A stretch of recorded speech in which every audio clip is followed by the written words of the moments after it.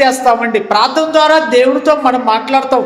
మనకు కావలసిన ప్రతి విషయాన్ని మన జీవితంలో, మన కుటుంబంలో కావలసిన ప్రతి విషయాన్ని దేవుడితోటి మనం మాట్లాడతాం.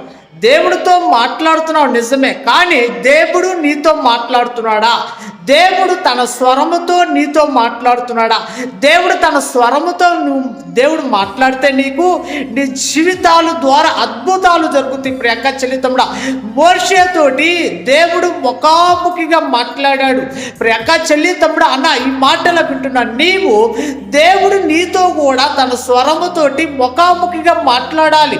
ముఖాముఖిగా ఎప్పుడైతే నీ జీవితంలో నీతో దేవుడు మాట్లాడతాడో అప్పుడు నీ జీవితం ద్వారా అద్భుతాలు, ప్రకంపనాలు కలుగుతాయి. ప్రియక చెల్లితమ్ముడా, మోషేతోటి దేవుడు ముఖాముఖిగా మాట్లాడితే మోషే జీవితం ద్వారా ప్రకంపనాలు కలిగినాయి. అదే రీతిగా దేవుడి యొక్క స్వరాన్ని విను.